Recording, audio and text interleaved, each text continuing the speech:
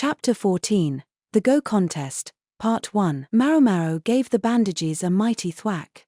The autumn breeze caught the drying white strips of cloth and they fluttered against the cloudless blue sky. The weather seemed the exact opposite of the clouds that darkened Maomao's heart. She'd felt she couldn't simply walk away from Empress Gyokuyu's palace on a note like that. She'd been saved by a message from Dr. Liu. He could be hard on his subordinates, but he also looked out for them. Maomao hadn't realized the Empress was so cornered, and not by some obvious political enemy, but by a member of her own family. Her older brother. She'd heard that the Empress was the daughter of a concubine. Gyokuen was an old man, so Gyokuyu's half-brother Gyokuoyu must have been considerably older than she was. Complicated family relations were hardly unusual among the nobility, and it seemed Gyokuyu was no exception. I wonder what happens after this. From what Hakuyu had said, Gyokuen had his own games he was playing. He would be Empress Gyokuyu's ally only so long as there was something in it for him, so what would happen if she lost the Emperor's affections? Or for that matter, what if something should happen to the Crown Prince? Even if you're not interested in power, there are times when you need it to survive, Maomao thought. She sighed as she plunged her hands into the freezing water. It was so cold, it felt like her fingertips were going to fall off. And the weather would only get colder, so working with water would become more unpleasant still.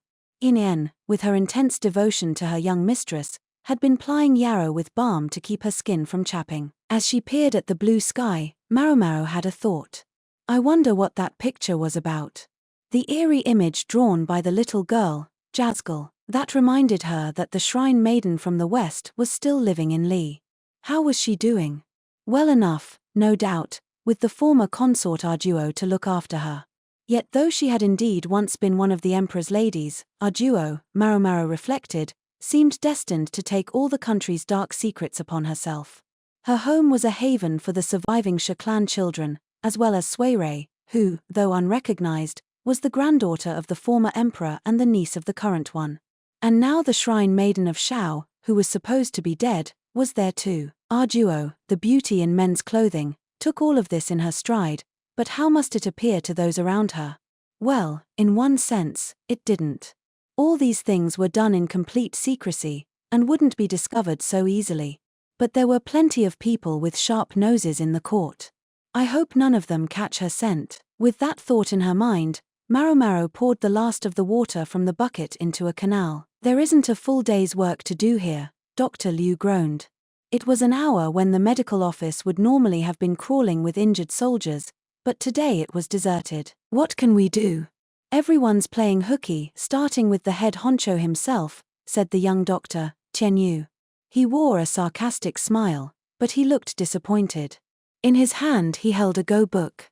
But even more of the civil officials are cutting work today. I hear there were some real brawls about who would get to take today off. At least the soldiers can pretend they're going over to keep an eye on things. Maomao knew Yu himself had been desperate to get the day off, but he'd ended up here at work. A minimum staff was always needed in the medical offices, so physicians found it harder than most to take vacations. Seeing as there's pretty much nothing to do, I could probably just go home, couldn't I? Yu asked, but that sort of wheedling wouldn't fly with Dr. Liu. Since we've finally got some time on our hands, we should use it to mix up some medicines, replenish our supply. The elderly doctor had a nasty grin on his face. He was enjoying turning the screws. Maomao's eyes lit up at the mention of making medicines. What should we make, sir? She said. Yes. I'm sorry to take the wind out of your sails when you've finally found some enthusiasm, but, he held out a cloth-wrapped package. I need you to deliver this for me. Maomao immediately scowled. I know that look. You're thinking, who does this geezer think he is? Perish the thought, sir, she said dutifully. Sir, perhaps I could make that delivery, Yu ventured. No, you couldn't. Well, no room for argument. If this was something Maomao needed to handle personally, she feared to know what exactly it might entail. I want you to take it here, Dr. Liu said, taking out a map of the capital and pointing to a public square near the theater where the White Lady had performed her wonders. Here, sir. Not your favorite place, I take it. It's obvious from the look on your face. It certainly wasn't, because at that moment, that particular square was hosting a major event. Namely, one related to Go. It was all too easy to guess who would be there. Maomao didn't know what strings he'd had to pull to get such a prime location, and for 2 days, no less, this must be quite a large tournament. I assume Dr. Khan will be there. He wasn't assigned to it, but he volunteered to take point. Maomao thought she could see what Dr. Liu was getting at. He tried to set up a bulwark for me. There was no telling what the freak strategist might try, but having Maomao's old man there would help diffuse the situation. Chances were, Maomao was being sent for much the same reason. There are a lot of people there, which means someone is going to feel unwell, whether from playing Go or whatever. This isn't the sort of thing the medical office would usually involve itself in, but don't you agree that moments like this are the time to offer a helping hand? Dr. Liu said, but it sounded rehearsed. She smelled Lahan, who had actually organized the tournament. He knew her old man wouldn't say no, and that he could get to Maomao by using Dr. Liu, a superior whom she couldn't refuse. That no good. Inin was interested in Go, so she and Yarrow had taken the day off, while Maomao was stuck here. This is your job, now. I trust you can do it professionally, Dr. Liu pressed. All Maomao could do was nod. Nod, and ignore the fact that Tianyu was looking at her, green with envy. She didn't have to look at the map to figure out where to go, she just had to follow the flood of people carrying Go books. Game boards were set up here, there, and everywhere in the square, attracting crowds of people of all kinds, young and old, men and women alike. A cloth had been hung, the flimsiest excuse for a wind block, and there were only wooden boxes on which to put the boards. A poor show. And holding an event like this outside so close to the end of the year, it was practically begging for people to catch cold. Still, with so many people around, even this paltry excuse for a venue started to look rather fine, and indeed was suffused with a surprising warmth. Main Street restaurants and drinking establishments had established outposts here in the square. Children begged their mothers to buy them treats. Hot ginger water and wine were being distributed to keep people warm, although the wine had been heated to take the alcohol out of it. We've seen too many drunks make trouble at festivals. It wasn't just Go-related paraphernalia, either shogi pieces, card games, and even mahjong tiles could be seen around, perhaps at the instigation of the event organizers. There were even shops selling ornaments and personal accessories, so even people with no interest in the game of Go packed themselves into the square. That's a very Lahan-esque idea, Maomao thought. He did love the mercantile trade. She was sure he was charging the shops for the prime location. Maomao threaded her way through the crowd until she saw some familiar faces. Yao. Enn, there they were. Yarrow was rubbing salve into a child's skinned knee, while Enn administered some medicinal tea to a shivering elderly person. Maomao? What happened to working? Yarrow asked, giving her a look that made it clear she assumed Maomao had skipped out on the medical office. Dr. Liu sent me here on an errand. And anyway, what happened to not working? Oh. It's thanks to your, older brother, Yarrow replied. That immediately put a scowl on Maomao's face. Dr. Khan wasn't supposed to work today, either, but he got roped in. And then your older brother said it was too much for Dr. Khan to handle alone and that he wanted us to help too. You should have just told him no. She felt bad for her old man, but Yao and Enn were supposed to be off today. They weren't obliged to work like the rest of the medical office. Lahan should have just hired some of the city doctors instead of making her dad and the girls do everything, anyway. And now he was using Maomao too. It was just like that skinflint. You should send him a bill, Maomao said, suddenly of a mind to wring a few pennies out of the tousle-haired man with his round spectacles. Oh, I don't mind. I'm not that interested in Go, Yarrow said. She finished treating the child's wound and sent him on his way with a "there we are." Thanks, miss, the kid said. Oh ho. Maomao noticed the little smile on Yarrow's face as she waved goodbye to the child. The smile disappeared abruptly when Yarrow noticed Maomao looking at her.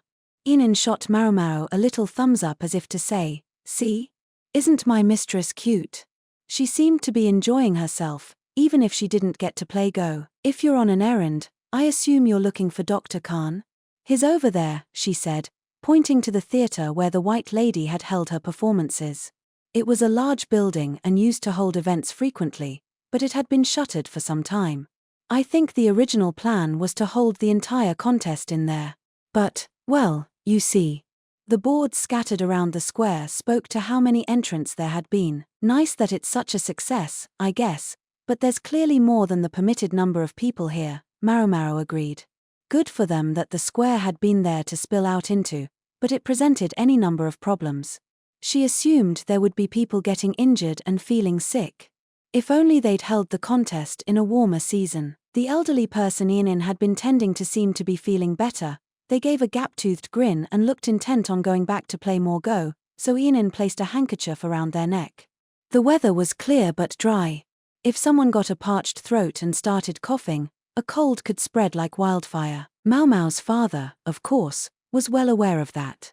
People trotted back and forth among the players carrying cups and large bottles.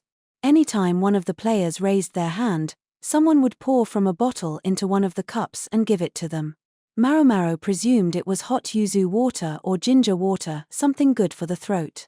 Blankets were being handed out to anyone who was shivering. There was even a fire for those whom even the blankets couldn't keep warm. Her old man had done everything he could. Say, Maomao. Inin came over and whispered in her ear. Dr. Khan isn't the only one over there.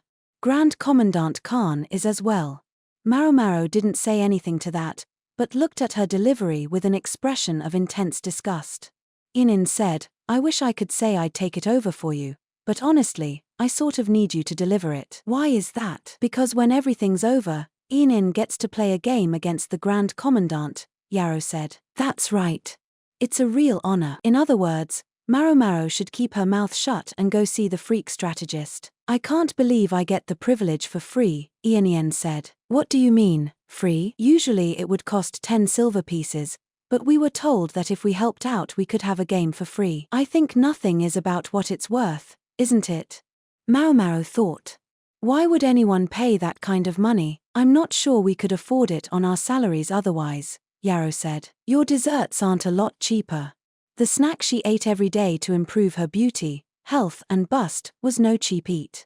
Did she realize how much it cost each month? Someone's probably making sure she doesn't, Maomao reflected. Very in character for Inen. Let's keep our thoughts to ourselves, said Inen. This seemed to be aimed at Maomao. If you win 3 games in the square out here, you can proceed into the theater, and if you win 3 games in there, you earn the right to challenge the Grand Commandant himself. So it's not just pay to play? Even if you played as fast as possible, winning 6 games would take a while, Maomao said, giving Inen a puzzled look. That's right, you have to battle your way to the privilege. As far as time, the tournament goes through tomorrow. I'm not sure I could have managed to win 6 games, so if I can get a teaching game from him I'll consider myself very lucky. How condescending could he get? Maomao wondered. Not to mention that tomorrow, the second day of the tournament, she herself was supposed to be off duty. I can guarantee I'll be called in, though. With a distinct she made for the theater.